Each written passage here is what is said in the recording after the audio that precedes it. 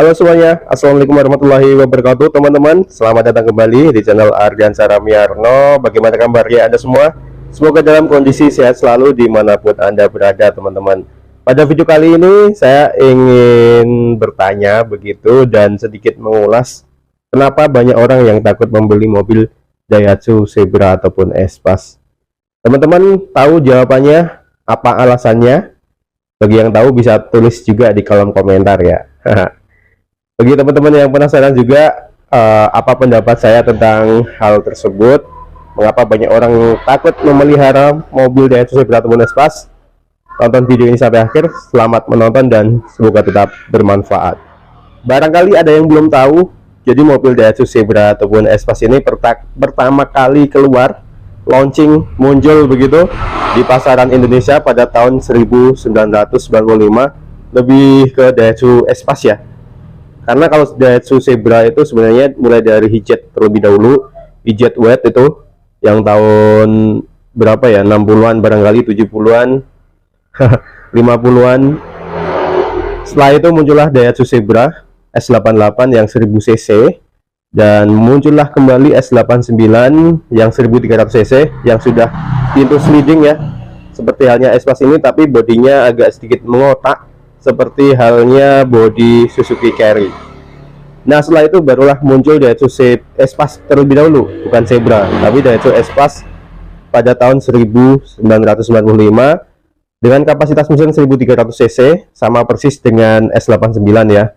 Tapi yang membedakan hanya minor aja untuk bagian mesin barangkali, tapi untuk bodinya sudah berubah total. Yang dulunya body tech sekarang menjadi seperti yang ada di depan kita ini.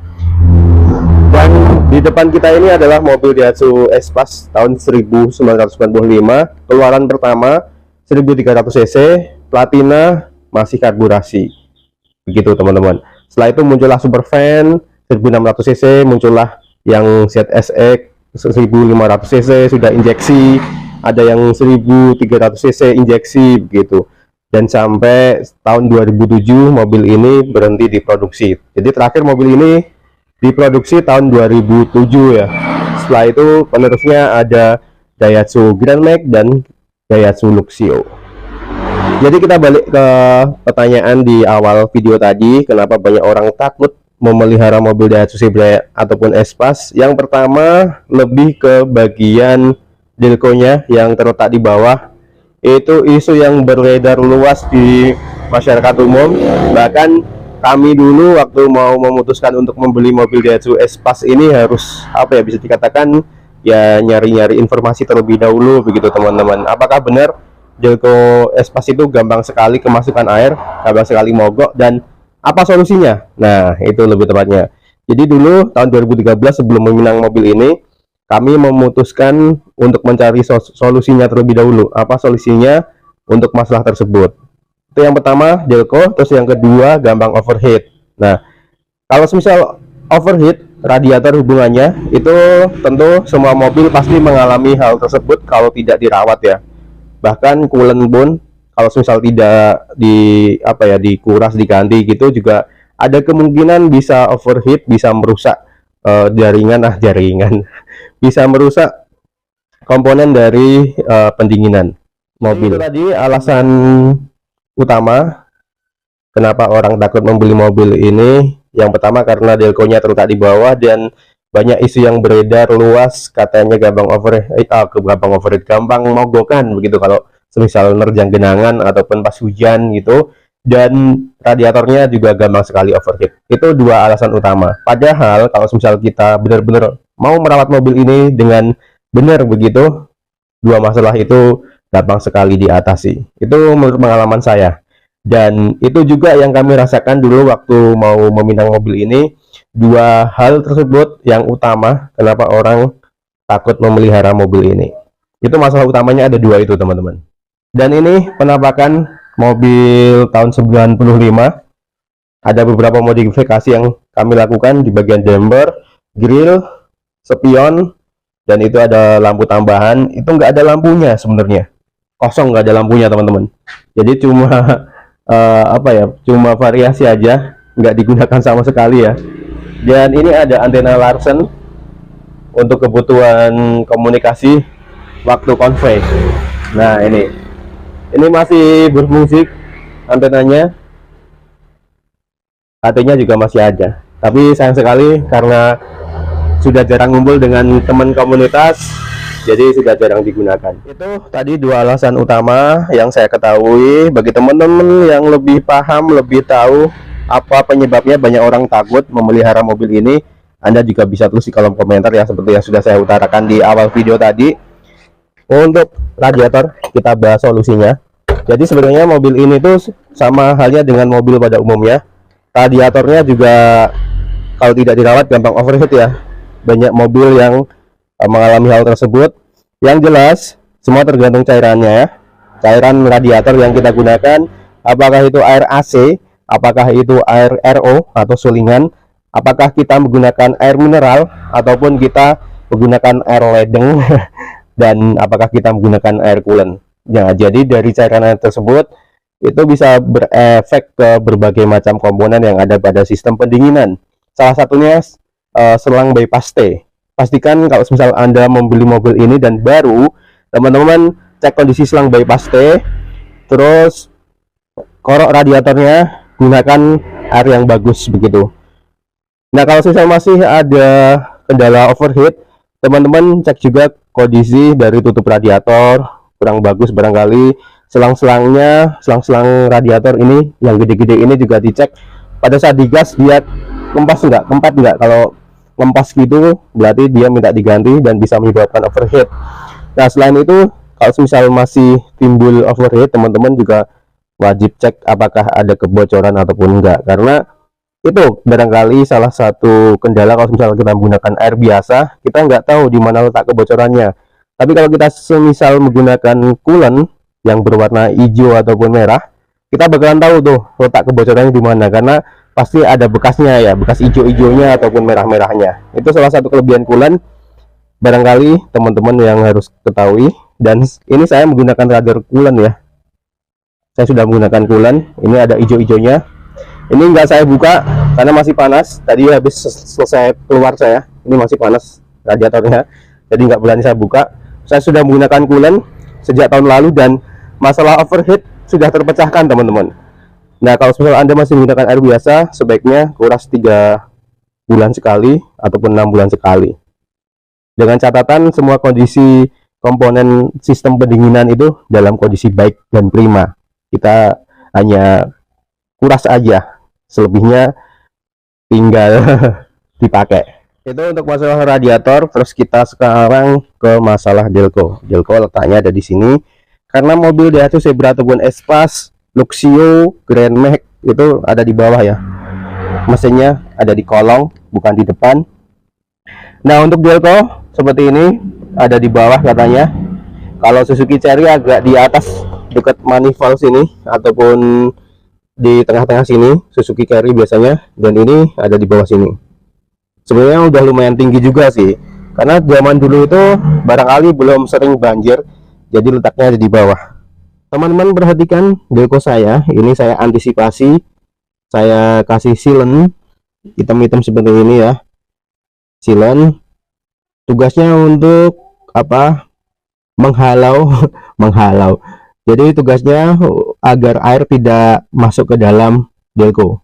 Karena kalau misal air masuk ke dalam Delco, otomatis sistem pengapian yang ada pada distributor ini akan terganggu dan mobil berbet-berbet lalu mogok. Kalau misal terjadi hal tersebut, teman-teman tinggal buka aja tutupnya. Ada 2 buah baut, 1 dan 2 di bawah ini dengan obeng kembang, lalu bersihkan dengan tisu kering. Itu aja caranya kalau misal mobil kita mogok saat terkena genangan air ataupun hujan kemasukan air. Caranya cuma itu aja.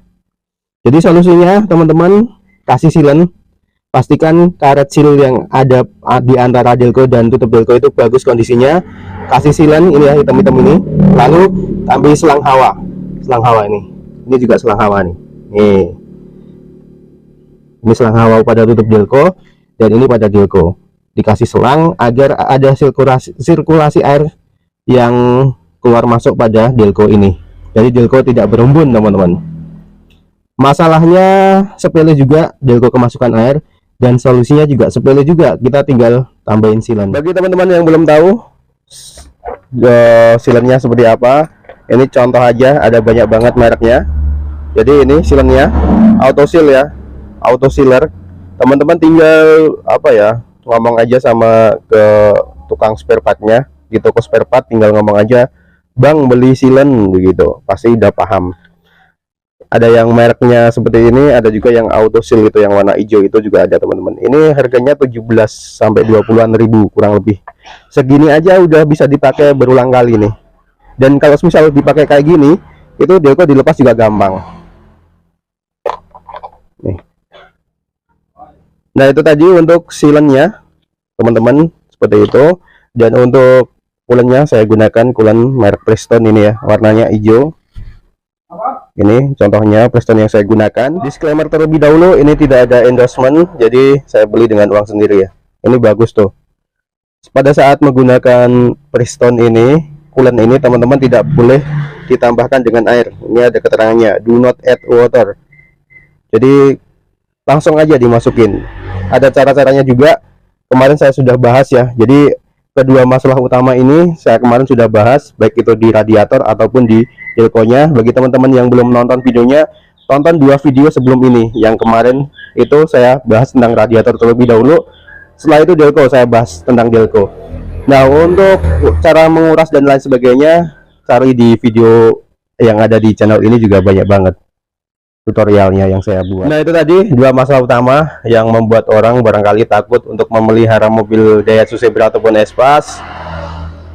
Kuncinya satu, kalau misal Anda mau memelihara mobil ini, jangan sungkan-sungkan untuk dikerjain sendiri ya. Kalau misal terjadi masalah, trouble gitu, ini mobil enak diajak ngoprek. Enak banget buat belajar ngoprek-ngoprek teman-teman. Intinya harus telaten lah kalau misal merawat mobil tua itu. Saya sudah 11 tahun menggunakan mobil ini dan tidak ada masalah yang berarti. Mesin masih belum turun, alhamdulillah, sampai dengan tahun 2024 ini. Sejak tahun 2013 saya pertama kali menggunakan mobil ini. Yang awalnya was-was, benar-benar was-was dulu waktu mau diajak pergi, karena banyak isu-isu yang berkembang di kalangan masyarakat luas ya tentang mobil Daihatsu Zebra ataupun Espas ini, yang katanya mogokan.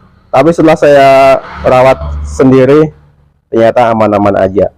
Yang jelas, bagi teman-teman yang mau membeli mobil Daihatsu Zebra ataupun Espas, pastikan jangan tergiur dengan harga murah. Cek dulu semua komponennya, baik itu mesin, sistem pendinginan, Delco, kelistrikan, pokoknya semua wajib dicek dengan baik dan benar ya. Jangan sampai salah pilih mobil, karena kalau misal kita sudah sampai salah pilih mobil, yang ada bukannya untung malah rugi.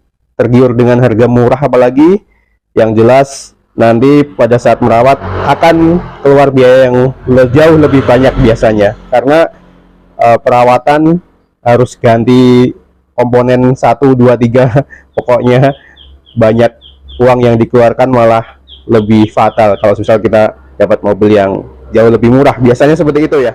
Dan saran saja bagi teman-teman yang pengen beli mobil Daihatsu Zebra ataupun Espas, dicek dulu, dibawa jalan dulu, jangan cuma bentar bawanya, ya bawa jauh sekalian aja ya. Dicek kondisi radiatornya juga, sirkulasinya aman ataupun enggak. Dan juga kalau misal Delco itu kita atasi sendiri masih oke, tapi kalau radiator harus kita bawa jalan mobilnya. Barangkali kelemahannya hanya di kaki-kaki yang bantingannya terasa agak keras, kita bisa modifikasi sih untuk hal tersebut. Intinya balik lagi ke perawatan. Itu teman-teman, barangkali video ini cuma sedikit aja sharing saya. 2 masalah itu yang sebenarnya bisa kita atasi sendiri, dan di balik masalah itu kita bisa melihat kabinnya luas banget nih, mobil tahun 95-an. Kita mau ganti jok dengan EPV juga bisa nih, kita ganti-ganti joknya. Untuk tidur di dalam mobil juga enak-enak aja. Saya seringnya tidur di dalam mobil ini teman-teman kalau misal pergi jauh. Barangkali itu video ini kali ini. Terima kasih teman-teman sudah menontonnya hingga akhir. Jangan lupa klik like jika Anda menyukai video ini, dan subscribe ke channel Ardiansara Merlo bagi yang belum, serta nantikan terus video saya selanjutnya. Terima kasih. Wassalamualaikum warahmatullahi wabarakatuh.